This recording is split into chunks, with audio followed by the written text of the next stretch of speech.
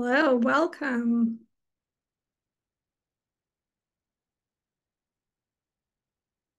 Welcome. We're so excited to have so many people here with us for this webinar on long-term care in Washington. I'm Dana Barnett, the Washington State Organizer for Hand in Hand. Before we get started, just a couple of things. I want to make sure everyone knows that live captioning is available. You can just look at the bottom of your screen and hit the show captions. Or if you are on your phone, you can't see it, you can look at the three dots and it should be there, show captions. I will describe myself for those with visual impairments. I'm a white woman in my mid-40s with short dark hair and glasses, and I'm wearing a blue sweater. And I have my Hand in Hand logo behind me in the background here.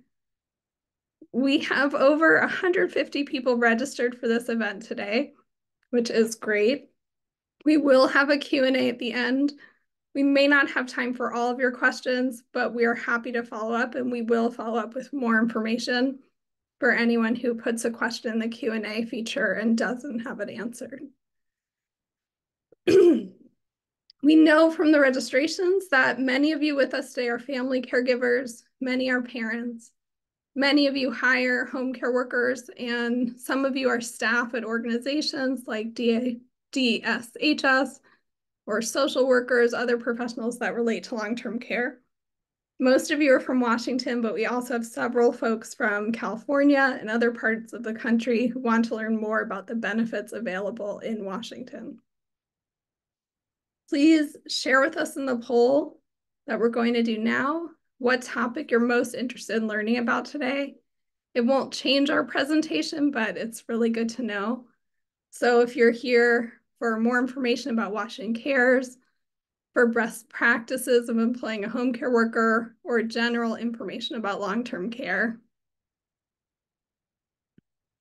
please let us know.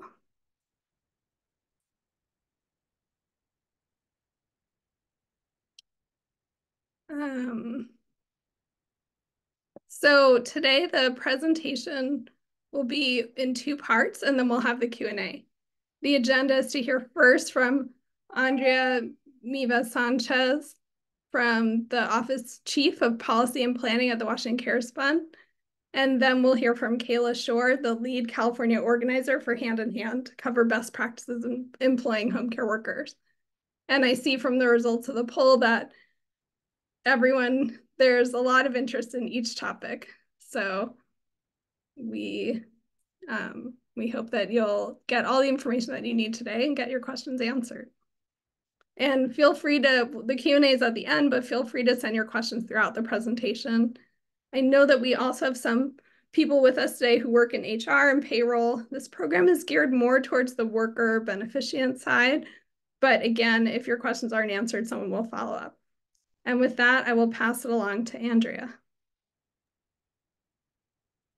Thank you, Dana. Really appreciate you having us here today to present a little bit about the WA Cares Fund.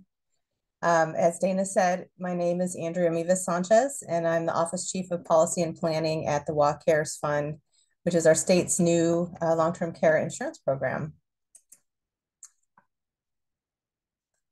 First, we want to just start out by defining what we're talking about when we say long-term care or caregiving.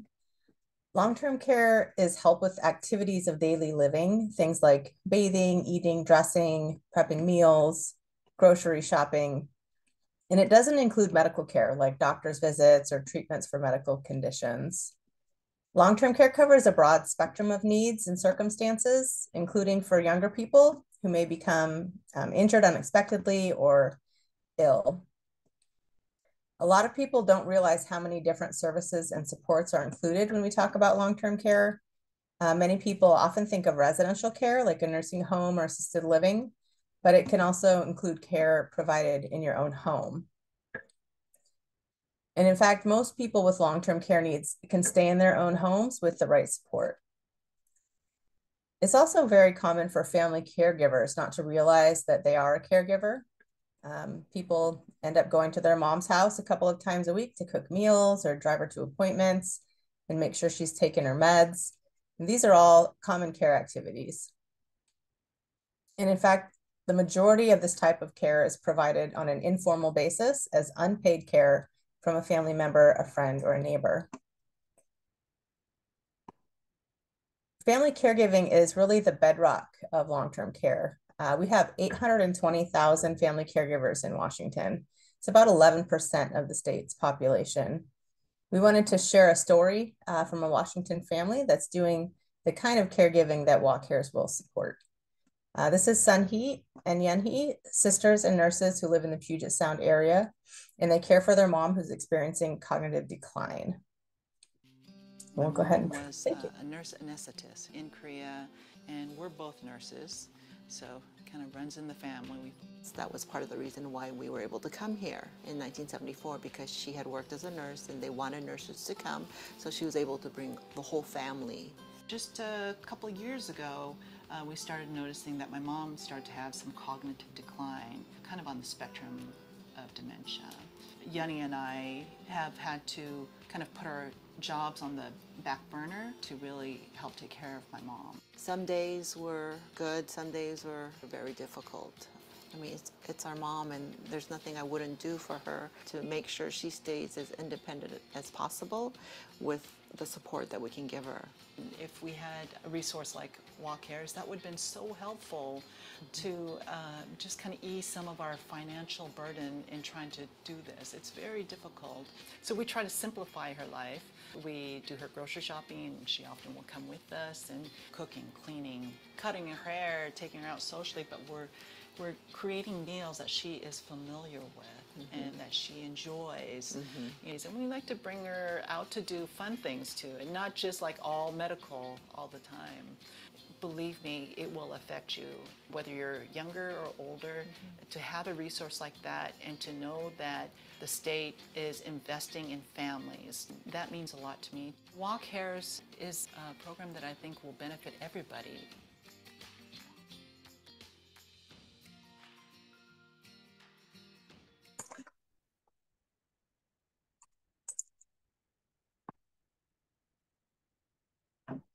Great. Next slide. Oh, there we go. Thank you.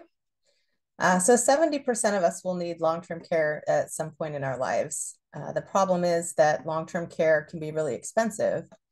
It costs almost $36,000 a year for 20 hours of home care per week, which is the average that's needed by current Medicaid long-term care clients here in Washington. It's also important to keep in mind that family caregiving isn't free either. And we'll talk a little bit about that in just a minute. Because long-term care is not medical care, it's not covered by health insurance or Medicare, except in very rare circumstances. And it's only covered by Medicaid after you've spent down your life savings, often to just $2,000. Even though long-term care is a predictable cost, most of us don't have a way to pay for it. The median household income for Washington seniors is $56,000 per year. And 41% of Washington workers near retirement have no projected retirement income. And another 42% have no pension and only enough 401k or IRA savings to replace 10% of their pre-retirement income. This is especially critical because our population is aging rapidly. The number of people that are 85 and older, which is the blue line on this graph here, will more than double between 2020 and 2034. The caregiver support ratio is declining sharply as well, which means a lot less family support will be available for people in the high-risk years for needing care. And family caregivers will be more likely to be providing care for multiple loved ones at a time. As a society, we need to provide better support for caregivers and find new ways to help families with long-term care needs. While WA Cares may seem like a new expense for workers, it's important to keep in mind that the current system of relying on unpaid family caregivers to provide the vast majority of care isn't actually free for those families. Almost half of family caregivers experience a related financial setback. Caregivers spend on average 25% of their own income on care-related expenses. And it's really common for caregivers to leave the workforce early to provide care. Caregivers who are 50 and older who do this lose an average of more than $300,000 in wages and benefits. And most working caregivers say that a program that paid them for the hours they provide when they're providing care, just like WA Cares, would be helpful. The majority of caregivers work full-time on top of their care and family responsibilities, and most report that it impacts their job responsibilities.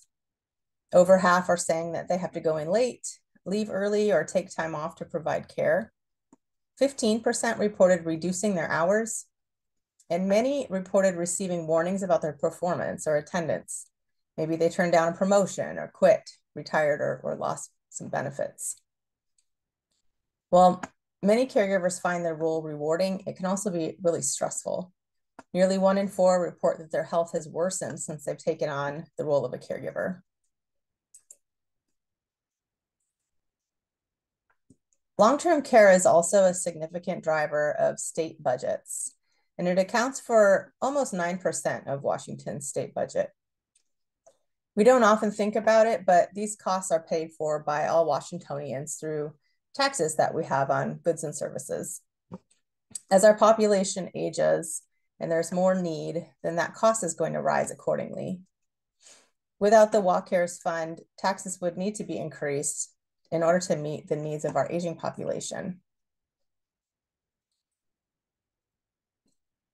So with some of these challenges in mind, and facing a projected doubling of our Medicaid long-term care costs by 2040, Washington State's Joint Legislative and Executive Committee on Aging and Disability began a search in 2014 for a long-term care public policy innovation. In collaboration with a broad group of interested stakeholders, the JLEC sought to find a solution that would support families with resources to make it easier when a loved one needs long-term care, to provide affordable coverage to all workers and protect them from impoverishment when they need long-term care as they age, and to protect Washingtonians from significant tax increases that would otherwise need to be leveraged in order to fund Medicaid, which is the primary payer of long-term care now. That Executive Committee on Aging and Disability spent several years working with stakeholders, policy experts, and actuaries to explore both private and public solutions. And the findings were clear. A program like WA Cares Fund that covers everyone, similar to Social Security or Medicare, is the only way to provide affordable coverage for the majority of people. We also know that universal coverage, where everyone participates in the program, is a best practice in public pension, healthcare, and long-term care insurance programs in capitalist countries throughout the world. It ensures that programs can cover everyone at a low, stable rate, regardless of age, gender, or health status. So with that research and best practice in mind, in 2019, the legislature enacted the LTSS Trust Act, which is what created our WA Cares Fund. Since then, in 21 and 22, the legislature has made improvements to the program's coverage and benefits. And this July in 2023, it's the last year now, workers began earning benefits by paying into the program. And in July of 2026, benefits will become available to people who qualify.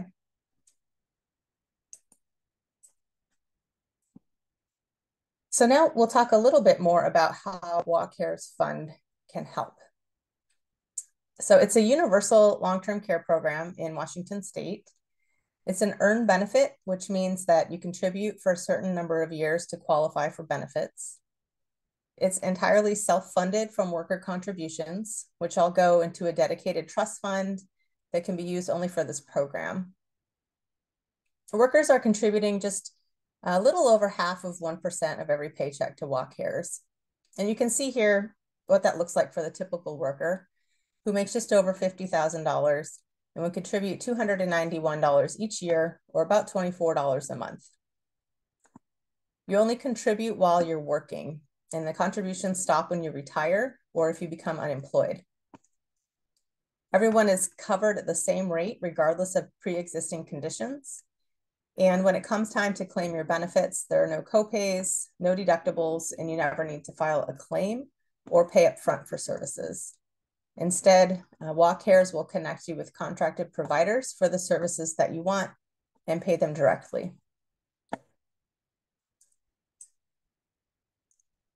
This is what contributions look like over the course of a career.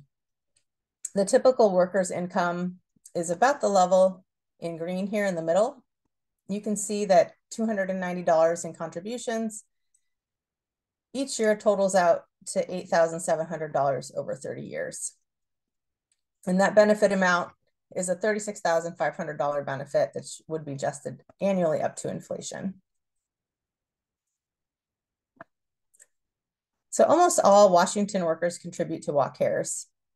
To determine whether someone counts as a Washington worker, we look at whether their work is localized in Washington. It's modeled after the state's paid family and medical leave program, so it gave us an easy rule to work from.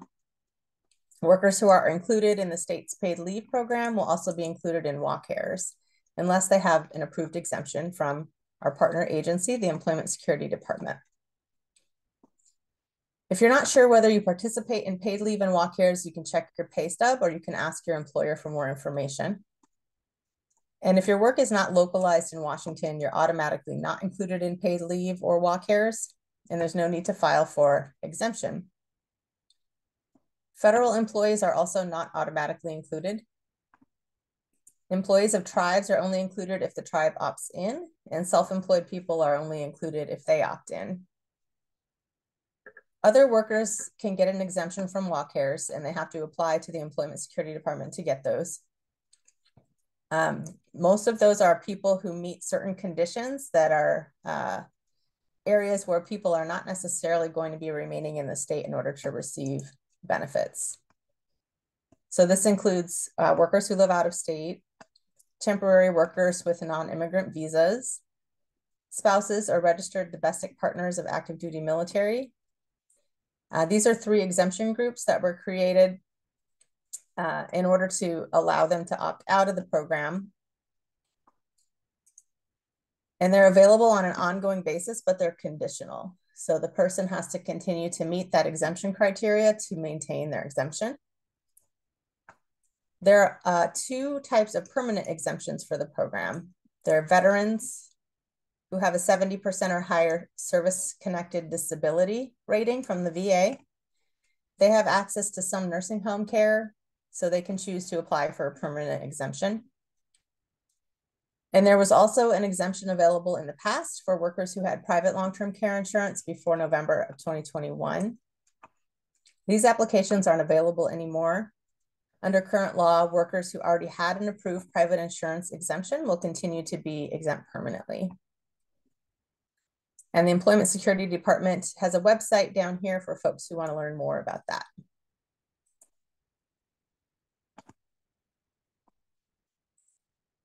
So everyone who is contributing to the WaCares Fund for more than 500 hours per year is earning benefits, part-time and temporary workers included. By contributing for a certain number of years, you earn access to the full benefit, which is $36,500 starting in 2026. There are 3 different pathways to meeting the contribution requirement. The first one is early access. This is for workers that haven't yet earned a lifetime access to the benefit, but they have a care need while they're working or soon after they leave work. To qualify, you need to have contributed for at least 3 of the past 6 years at the time you apply for benefits. The next is lifetime access, and this is the pathway that we expect the majority of Washingtonians to use to qualify as the program becomes more mature. To use this pathway, workers must contribute for 10 years without a break of 5 or more consecutive years. And then finally, we have a special pathway just for people nearing retirement. If you were born before 1968, you can earn 10% of the benefit amount for each year that you work. For example, if you work and you contribute for 500 hours for 3 years, you'd earn 30% of the benefit amount, or just under $11,000 adjusted for inflation. And near retirees will have permanent access to whatever percentage of the benefit amount they earn at any time that they need care. And they're also able to qualify through one of the other pathways if they meet those requirements.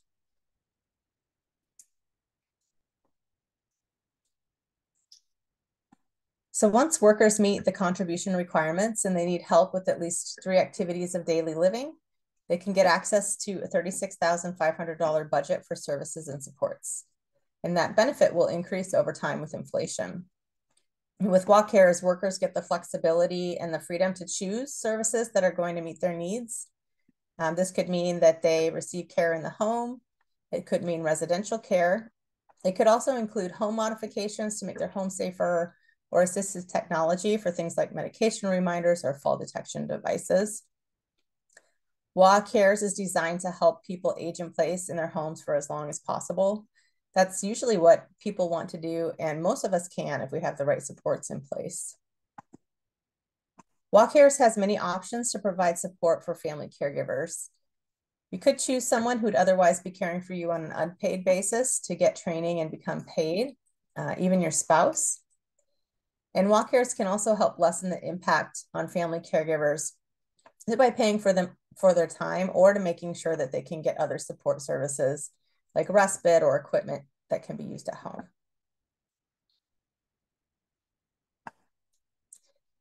We get asked a lot about how far that benefit will go. It won't cover 100% of care for everyone, but it would cover the amount of in-home care that the average Medicaid client uses for about a year. About 1/3 of people need care for a year or less, and for those people, WA Cares may be able to cover all the care that they need. For others, WA Cares provides a family with some immediate relief and gives a little bit more time to plan for future care costs. Here are some examples, excuse me, of how somebody might use their benefit. So they could pay a family caregiver to care for them for about 10 hours per week for 2 years and get care supplies for a total of $33,500. Or they could choose services to help them stay safely in their home. They could purchase $15,000 worth of renovations, like a bathroom modification or a wheelchair ramp to improve the accessibility in the home. They could get an electric wheelchair or a scooter and have meals delivered for 3 years for around $26,800. Or someone who needs long-term care due to an unexpected injury could get 20 hours of in-home care per week for a year, plus transportation to appointments and crutches for around $34,600.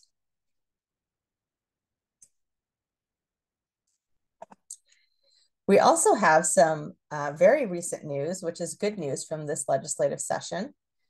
The legislature passed a new law that allows people to take their WA Cares Fund benefit with them if they move out of state. This law is waiting signature from the governor right now.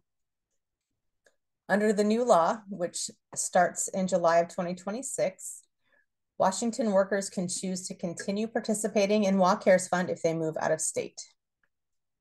To become an out-of-state participant, workers must have contributed to WA Cares for at least 3 years, in which they worked at least 500 hours per year, and must opt in within a year of leaving the state.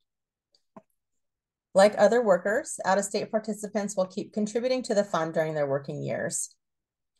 The state will create a process for out-of-state participants to report their earnings and pay premiums, with a focus on making it easy for participants. Benefits will become available for out-of-state participants starting in July of 2030. And out-of-state participants will use the same pathway as other workers to meet the contribution requirement. For the care need requirement, out-of-state beneficiaries must meet at least one of these requirements. They're either unable to perform without substantial assistance from another person, at least 2 of a list of ADLs, activities of daily living, for a period of 90 days, or require substantial supervision to protect the person from threats to their health and safety due to cognitive impairments. And these are the standards that the tax qualified private insurance plans use to qualify people for benefits. So it'll be very similar for walk carriers out of state. If you wanted to learn more about portable benefits and find out when we have updates on the details, we'd recommend signing up for our mailing list at walkcaresfund.wa.gov. And you can find more information on our website or follow us on our social media accounts. Or you can contact us by email or phone if you have any other questions. And with that, I will say thank you for your time, and I will turn it back over to Hand in Hand.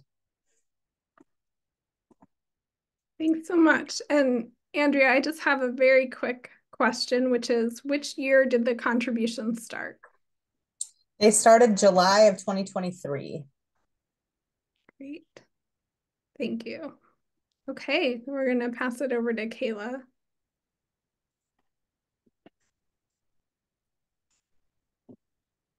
Great. Thank you, Dana. I'm just going to pause to make sure we have access all set up. I'm wondering if now somebody's able to indicate in the Q&A if they're able to see both myself speaking and the ASL interpreter. Yes. Okay, great. Thank you so much. All right, well, it's great to be here with you all. My name is Kayla Shore. I use she, her pronouns. I'm the lead California organizer with Hand in Hand in Southern California, based in Southern California. And I'm here today because even though I'm in a different state, we do a lot of parallel work and see a lot of parallel needs here in California and are working to build our own long-term care benefit. So I'm here to learn, but I'm also here to offer some of our education materials around how it actually works to try and hire a care team. I know that some people on the call are family caregivers who may be considering hiring for care in the near or medium or distant future. Some of us are current home care employers. Some of us are even former family caregivers or home care employers like myself. And I'm excited to share this brief overview with you all. So with that, I think we'll go to the next slide, please. And as Dana started to share, we're gonna, about what Hand in Hand is, I'll actually share more about that in a moment, but Hand in Hand is about educating employers around hiring and being fair employers in our homes. And then we'll also really talk about in detail about what it looks like to build a care team, as I was saying. Next slide. So Hand in Hand is a national network of domestic employers that includes older adults, people with disabilities, and their families, and we are working for dignified working conditions that benefit domestic workers and employers alike. Hand in Hand also works to create a long-term care system that works for all of us. We are not, however, a referral agency, and we're not providing direct connections to workers, but instead we're seeking to support current and potential home care employers by providing these free tools and safe and online resources to navigate hiring and management, to really try to create a safe, supportive, and sustainable work and home environment for everybody involved. And, you know, we really believe that this kind of education and this kind of environment will help everybody get the care they need, whether that's a caregiver who needs support, overwhelmed by doing, you know, 24/7 care in their home, or it's the home care recipient who needs a little bit more support to be able to live in their home and in their community. This work is meaningful to me too. I was part of the care team for my grandparents in San Diego for several years. My grandmother developed dementia, and my grandfather at 87 became her full-time caregiver. And it was just an enormous amount of work. I, being the closest family member in the area, joined the care team and provided support wherever I could. And it really was transformative when we were able to bring Beverly, who is a wonderful home care worker, onto the team. And it provided so much relief and support for everybody.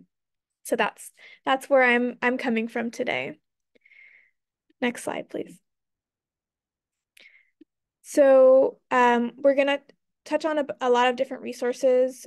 They're all on website for Hand in Hand, and we'll, share them in the chat as we go. But just so you know, we're at domesticemployers.org, and in the top right, there's a resources tab where you can find everything that I'm talking about.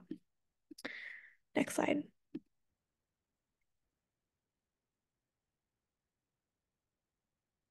So we talk a lot about care and caregiving. For this presentation, I'm going to try and only refer to the unpaid folks in our families as caregivers, or unpaid folks in our communities as caregivers, and the people who are paid for the work and who we're trying to hire as home care workers. Of course, it's all labor and it's all valuable, but that's just a distinction for today. So I think, as we're thinking about building a care team, we think about why we might want to hire someone to support us in caring for that family member. I started to touch on before and saw this in my own family. It can be overwhelming and exhausting if you're caring without support. And so, or you're looking for somebody yourself and navigating a really difficult and often informal system. And so we're going to talk about some concrete skills and some communication strategies to bring into finding your care team. Next slide. So the framework that we're building from is first finding a worker and building a work agreement. Part two, scheduling check-ins and having an opportunity to give and receive feedback. And finally, having an annual evaluation, and we'll touch on some legal responsibilities later on. Next slide, please. So before we look into those parts more in depth, I do want to highlight some of the roots of the challenges that so many of us are facing when we think about hiring for the first time. We have these strategies, they're great, they're effective, but we should also understand that the history of home care work and some of the reasons that this work is not recognized as real or valuable is in the historical roots. So domestic work, including home care work, has been shaped by the legacy of slavery and racism in the US. Domestic workers were excluded from workforce protections in the first labor laws in the US in the 1930s. And those laws were created specifically to exclude Black domestic workers and farm workers, and to uphold the systems of white supremacy at the time. And the legacy of those unjust laws is still with us. The legacy of those popular narratives that devalue the skills and labor it takes to care for folks and do work in the home are really rooted in that history. And so some of this work, it's practical, but it's hard for lots of reasons, but it's really important because it is related to justice, and it's related to recentering something that's so valuable in all of our lives and our communities, which is care. We also want to acknowledge that two other forms of discrimination, ableism and ageism, can show up around caregiving. These are two forms of discrimination based on age and disability. And it can be helpful to know that while providing and receiving care, this might be the first time that you or your loved one encounter this type of discrimination, and it can be a challenging experience for you both. And conversations about all these issues can be really complicated, but they can be so helpful in order to help us communicate effectively with one another and acknowledge when these dynamics are at play. Not saying always to make accusations or things like that, but just to know what is in the water that we're swimming in to help us learn how to give and receive care the best that we can. Next slide. So now we're going to talk about actually the nitty-gritty of trying to find a home care worker, which can be challenging and overwhelming to imagine where to start. So the first thing you'll want to do is think about what you're trying to hire somebody to do, why you want to hire them. It'll be helpful to try and develop an ad, right? This should have a clear picture of who the person is, who you're hiring for, whether it's yourself or a loved one, as well as their needs. We have a detailed resource on this that we'll add in the chat, and then again is also on our website. But you'll want to highlight, create a task list and make sure some of the highlights from that are included in the ad. Any kind of requirements that you might have, like CPR training, willingness to administer medications, having a car, able to drive to appointments. And we have some sample ads on our website to help offer a template of where to start. So once you have your ad, you want to think about where you're going to post it, how you're going to find those people who see the ad and say, oh, that's the right fit for me. So there are a couple of different ways to approach this. For this particular program for Walk Cares, you need to hire a licensed home care aide. And so there are a couple ways to find that. It can be through your local area local area agency on aging, or AAA. It's a really great source of information. If you're struggling to find a caregiver, they can help point you in the right direction and also refer you to other supports that are available. And then there's also a website that you can use to search for provider credentials on the Department of Health website, and that's at doh.wa.gov to check a worker's license and find a licensed worker who can provide care. And just a little bit about licensing, we won't go into this too much, but it's a program that requires things like a background check and about 75 hours of training. And it's really great to have workers who are certified, trained, who have some basic skills that really go a long way. Like we said, this is an undervalued profession, but it takes a lot of skill. And if you're not going through Walk Cares and don't need to find a licensed home care worker, there are also lots of ways to find people, especially in our communities. Some of the best home care workers may not have a lot of experience, but may have some of the basic skills and the desire to do the work and might be a great match. And there may be, so to find those people, right, you can look in your community, places like social groups, churches, other faith communities, family, neighbors. You can also use online opportunities to post, and that could be, again, Facebook groups, neighborhood groups. I recently helped a member find a couple great home care providers, home care workers through her local city's queer exchange group. So looking within her own community. There's also ways to post ads on Craigslist. And then finally, you might want to look through, college, medical, pre-med, occupational therapy, physical therapy type programs where people are looking for some extra hours of work. So those are just a few of the examples, but hopefully that gives you an idea about how you can be creative in trying to find people who are the right match for you or your loved one. Next slide, please. So once you find that right match, you'll want to make sure, or once you find someone who you think might be the right match, I should say, and some strong candidates, you'll want to make sure to interview. So in that process, you may want to do first a phone call to do a pre-interview with some really basic questions like, is the commute manageable? If you have a pet, are they allergic? Some basic requirements that may be harder to acquire quickly that you have for the job, such as, a working car, if that's really important for you. And then if the person, passes that quick screening on the phone, then you'll want to schedule an interview, ideally in person, if you can, to be able to get a sense of the dynamic, because you really want to get to know each other. A great way to learn somebody's work style is to do role play scenarios, right? What would you do if my mom fell? Or what would you do if my mom fell yesterday, but she was insisting on walking alone today? Right, just kind of navigating those situations and getting a sense of how they problem solve and how they approach this work.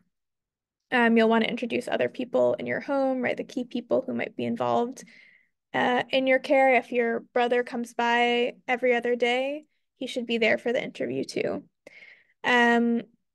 We don't necessarily recommend like a traditional background check. That's up to your discretion. But what we think are really important are references from former employers. So getting a chance to really, whether or not they've been a home care worker before, learning how this person shows up to work. And then we have more detailed tips located again at another resource on our website. Next slide, please. So at this point, we have hired a worker and are ready to set up the work agreement and build out a task list. Excuse me, build out a written work agreement. So we have this 3-part framework that I mentioned before, work agreement, and then moving on to check-ins and annual evaluation. So we're in the work agreement now and figuring out what the setup should be. So we want to refer back to that care task list that we might have made when we were first developing an ad. And if you haven't made it yet, then some of the things that you'll think about are the really day-to-day tasks, routines, specific times you need assistance, regularly scheduled appointments or social activities. You'll also want to ask yourself, what happens every day? What happens infrequently? How long do these things take? That can make up your care task list. You also might want to think about, what happens when the schedule needs to be modified. When your loved one becomes sick, the home care worker is unavailable, and having some kind of backup plan ready to go. Next slide.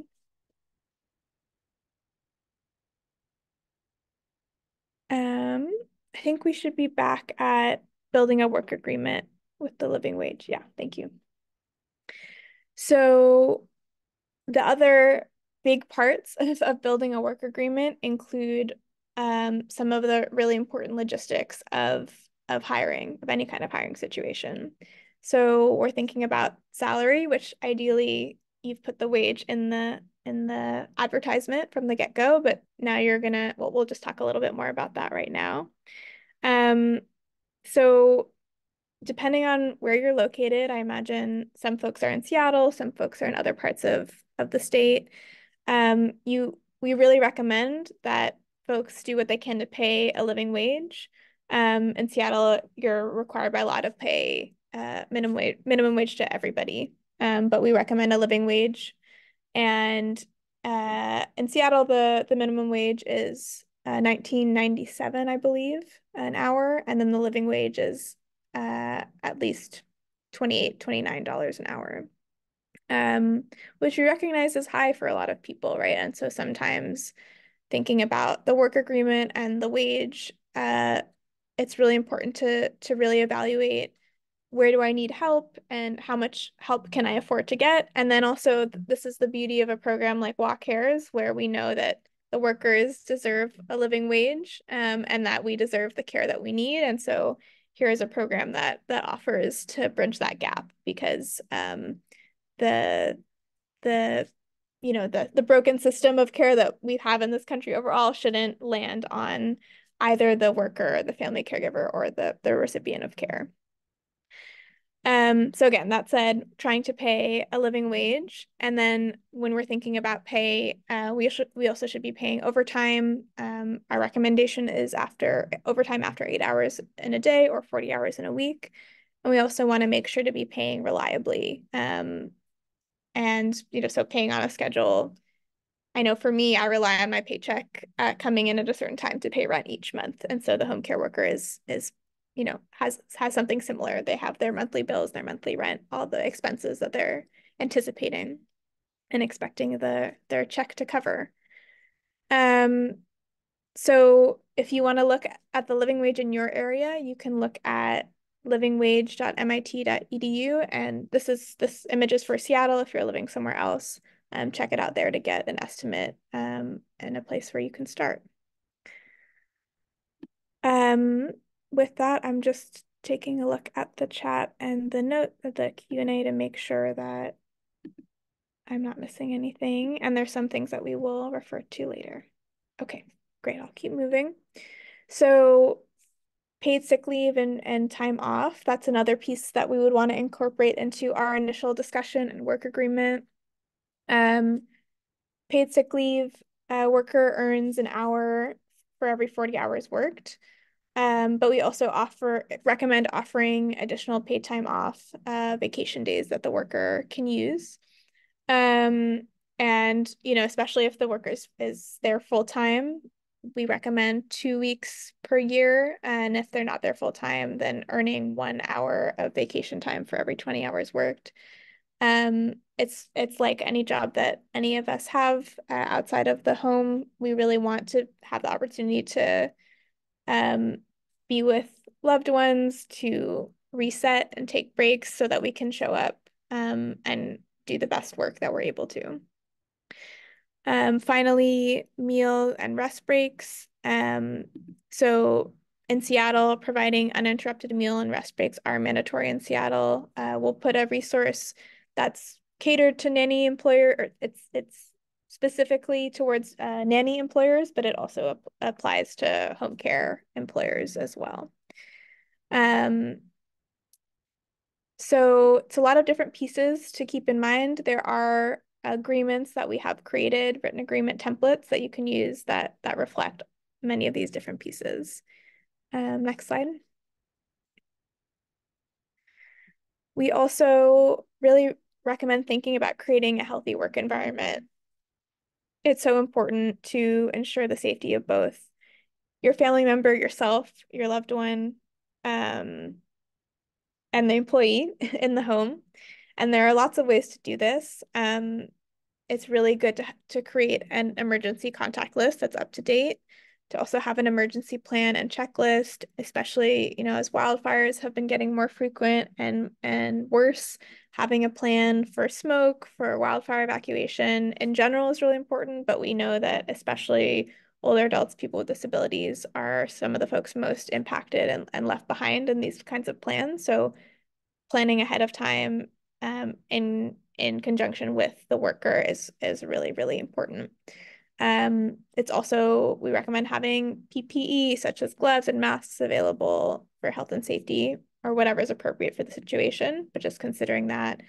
And there may be from the employee or the worker or the care recipient, there may be allergens or product or chemical sensitivities. So just having an open conversation about that, so that, if part of their work, they're cleaning off some kind of equipment that they're using with your loved one and the bleach gives them a headache or gives your mom a headache, that you can figure out an alternative way to keep everything clean. Next slide. So we've gotten to this place of setting up the work environment and really setting ourselves up for success.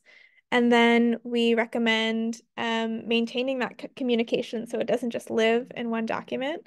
So that looks like scheduling check-ins at a regular time while the home care worker is on the clock, especially early on in the relationship, really scheduling time with the worker more frequently, maybe every week for the first, couple months, and then maybe monthly there on out. And, the conflict happens. In any workplace, this is really personal. This is intimate work. It's challenging work. There may be, for example, in my family's case, again, my grandma's dementia developed and she became a lot more quick to anger and irritable. And so just navigating those kinds of heightened emotional situations required a little extra communication and grace from everybody involved. So we really want to encourage folks to approach those conversations that can be difficult early on. Again, more tips and tools on our website that we'll share. Next slide.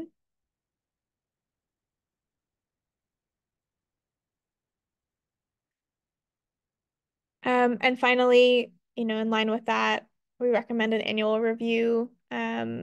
It's a great time to reflect on the worker relationship, acknowledge the value that home care worker is bringing to yourself, your loved one, your family, and to, revisit that work agreement, see if anything needs to change. Often disabilities or aging, right, change over time. This is a great opportunity to check and see if the work agreement looks right in terms of the tasks and timing that they're coming in. It's great to prepare for the year ahead. Are there goals that you have together? Are there, travel plans that the worker or life milestones that the worker or you have to take into account? And you may also, it's an opportunity optionally to discuss an annual raise or a bonus, so just a way to acknowledge the value of the worker. A great time for this is around the holidays or the end of the year, but it can happen whenever. It could happen at the employment anniversary. There's lots of options. And if you're not privately employing a home care worker, if you're maybe doing it through another publicly funded program, I think in California, our program is called IHSS. I believe it's called CDWA in Washington, where you don't have as much control over wages. It's a great time to also commit yourself to advocating for, higher wages for the workers, more protections, more public investment like WA Cares. And I know, again, on a personal note, just seeing the way that both my community and my family have benefited and been really transformed by having access to reliable and quality care has really made me feel deeply committed to this kind of work and to having these conversations with you and also doing the advocacy on the state and the national level. Next slide.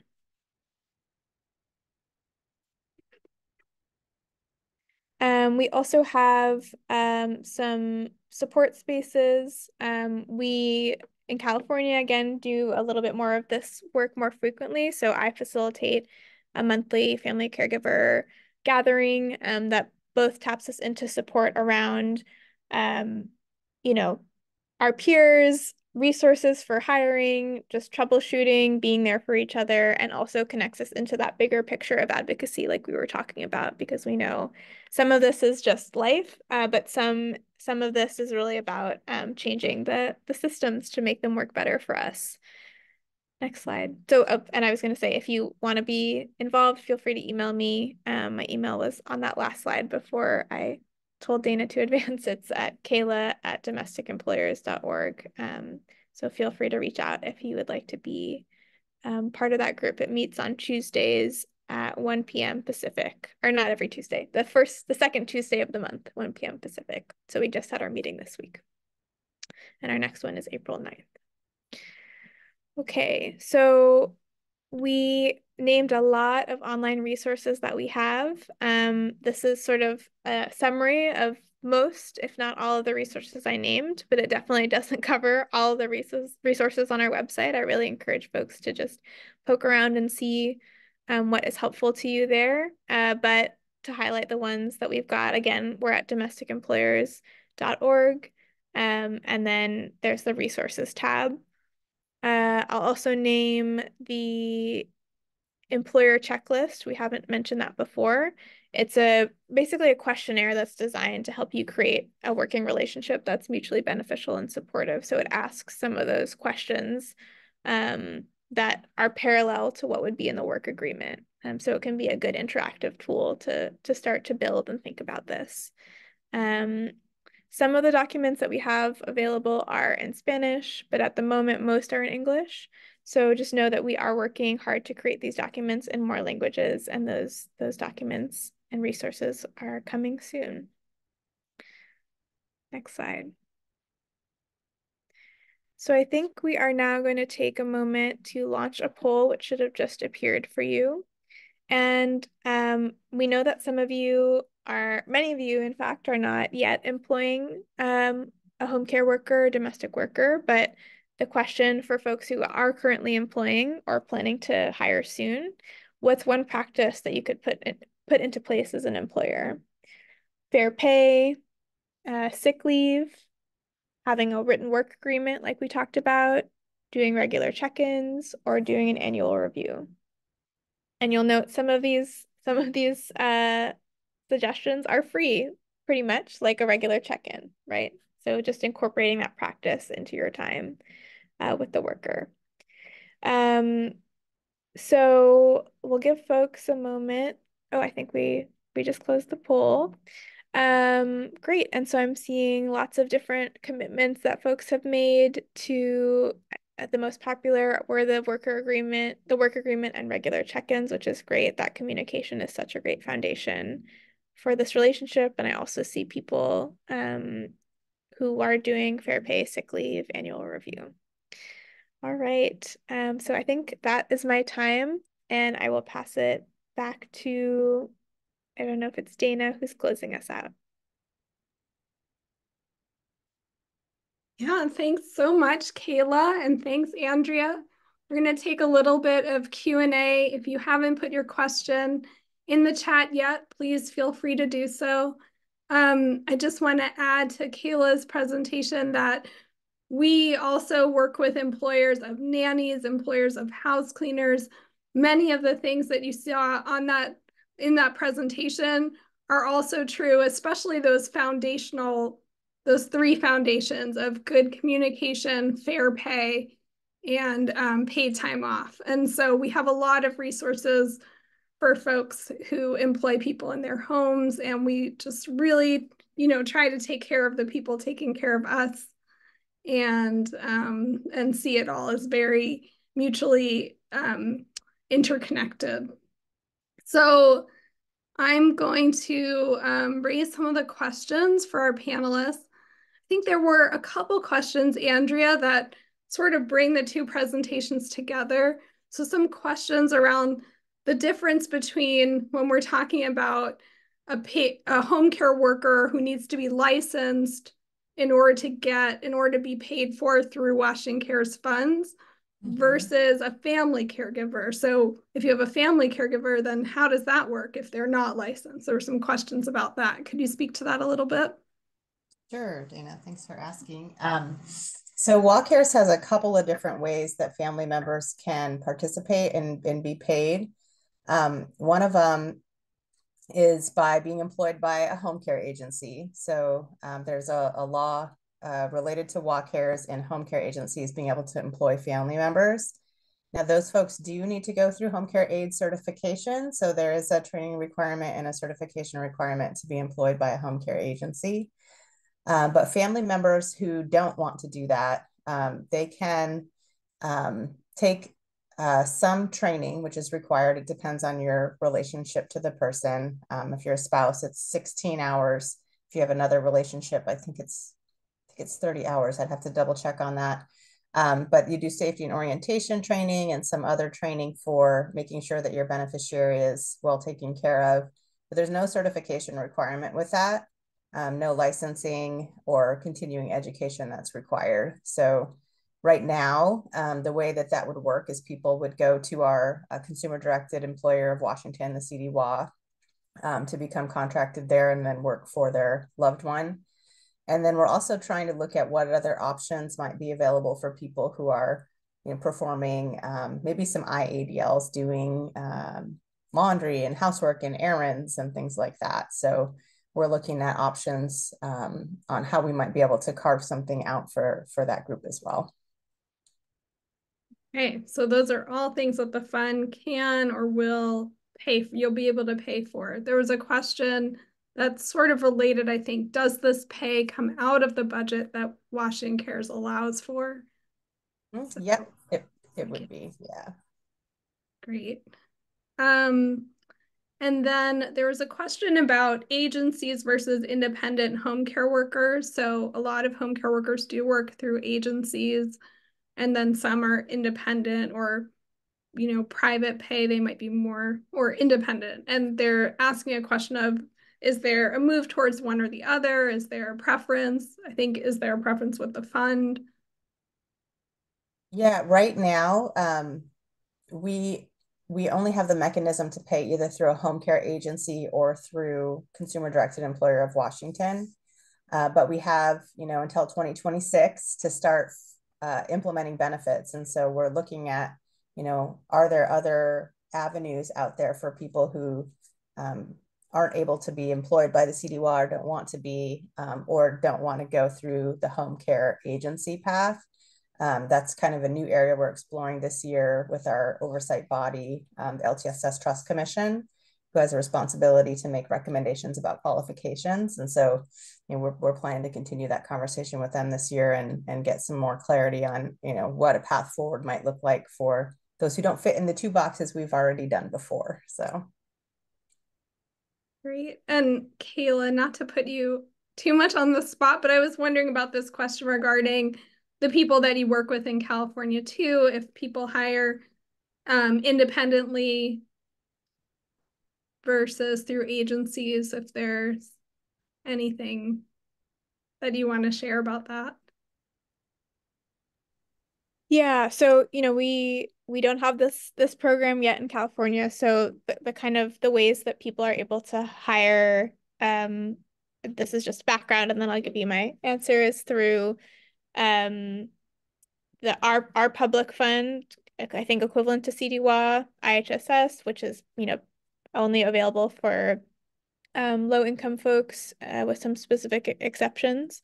And then for people who don't qualify for that service, either the individual direct hire or the agency route are the two routes that people consider.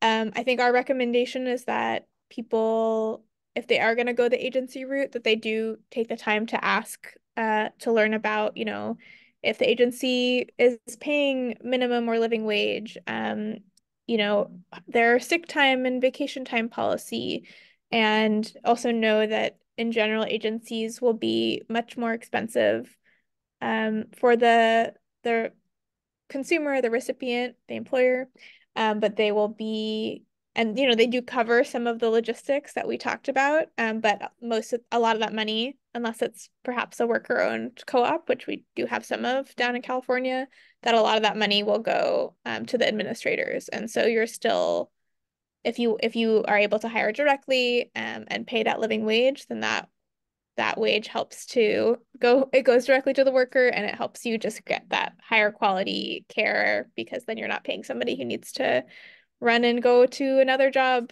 right afterwards or right before and is just exhausted from trying to make ends meet, and really have someone who's there to invest in you in the way that you're investing in them. And this question, I think, could go to either of you. Who determines the amount paid given to the caregiver? So I think you were hitting on some of that, Kayla, that when you're independently paying for somebody, you negotiate that with the worker. When you're going through an agency, how does that work? Speaking not for Walk Cares, the agency will determine the wages of the worker and be hiring them as employees, or sometimes as independent contractors, which is not really legal because they're working as full employees. But that's another conversation. And I don't know for Washington if there's any specifics you want to add there through this program. Yeah, I mean, through our Medicaid program, all of those rates are set broadly, but for WACARES, we're actually working with our commission and the actuaries right now to look at rates and how this will work. We're trying to figure out a way for WACARES to have a maximum rate that would be able to be charged for services, and then the beneficiary and the provider can do some negotiation underneath that rate, that they could decide what's going to meet their needs and how they're going to be able to afford and stretch their budget the way that they want to. And we cannot pay lower than the Medicaid rate. So that's kind of the floor of where workers would be. And again, we're working with agencies at this point and CDWA, but for the other potential pathway, we would have yet to figure that out. Great. I have a question regarding Washington Cares. Once folks are eligible for services, if they move out of state and want to continue contributing, how will they be able to access services, and what services will be available out of state? So this speaks to some of that portability that you were talking about. Yeah, good questions. So they'll continue contributing through opting in with the Employment Security Department, and they would be contributing, throughout the rest of their career. We have until 2030 before we're going to deliver benefits out of state. So far, what we're looking at is trying to connect with how the private long-term care insurance industry does their claims payments, and trying to figure out, population size, how many folks will we have, and how many states will we have them?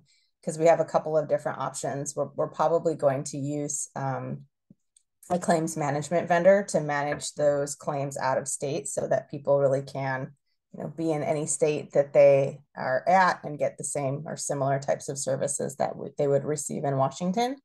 But the fact that they're paying in their whole career kind of helps us identify who they are, where they are, and where we might need to think about having services ready and available. So that is yet to be determined, and we will be ready with answers closer to 2030. I think I have one last question here, which is, I think, pretty straightforward, of what happens if you work less than 3 years before you retire? Yeah, so if you're somebody who's going to work less than 3 years and then retire, if you were born before 1968, then each year that you do work 500 hours, you earn a credit for 10% of the benefit amount. If you were born after 1968, those funds would not be, those funds would just remain in the fund, and, you wouldn't necessarily be able to be qualified if you work less than 3 years. Great. And I had a question too that I'll ask, which is, I think that when talking to people about this, and even for me, long-term care as a person in my 40s, it's not totally on my radar yet for myself, because and so when should people start thinking about and planning, and how can we also start conversation? Do you have any advice about starting conversations with friends and with family members about long-term care, planning for long-term care? Is that for me or for Kayla, you think? If either of you who feel moved to respond to it. I guess from Yeah. I was gonna say, from my perspective, that's one of the good things about WA Cares is that you don't have to be thinking about it, and yet you're still planning for it. I know we've had a lot of we've had a couple of webinars, I think, about how to maybe have conversations with your family about the types of things that you want, for the future, and planning for the future. And it's never too early to be thinking about that. Kayla, if you have things that you want to mention there too, go right ahead. Yeah, I think I won't say too much more because I think you covered it. It's a challenge. And I think another frame for it that I have really appreciated is also thinking about disability and aging into disability, and kind of this framing that if any of us are lucky enough that we will age into, or that we will become disabled at some point, we'll live long enough to become disabled in our lives. And so kind of reframing, I think it can seem impossible to imagine that far in the future, but if it really is reframed as something that is just part of our life cycle, and not a surprise, but something to be expected and honored, that's one step towards it. But it's still a challenge to get out of the here and now. Thank you. We did one more question pop up. Can someone use WA Care funds for home modifications that make their home more disaster or weather resilient? It's interesting. I have not heard that question before, so it's something we'd have to take back. I think it's likely going to need to be related to the long-term care need. If there's a need for activities of daily living that need to be supported through a ramp or a home modification that would fit. If it's related to climate change, that's not something we've considered yet. So yeah, thank you for asking the question. Yeah, really interesting question. Well, I just wanted to thank you so much, Andrea and Kayla, for your presentations. I also wanted to thank Samantha Gleason and Kristen Mackey for all their help from the Washington Cares Fund for putting this together. And I would love to also thank our interpreters, our ASL interpreters. And hopefully everyone now, and maybe you already did, but you can really appreciate the importance of planning for long-term care for your families, yourself, your community, and how lucky we are in Washington to have a benefit to help decrease the financial burdens of care. So please go out and talk to your friends and family about long-term care and, let them know about this benefit that we have. And you can always contact the folks at the WA Care Fund for more information. And you can contact us at Hand in Hand for more information about creating a great relationship with home care workers and any other workers in your home. So thank you so much and have a great night. Thank you.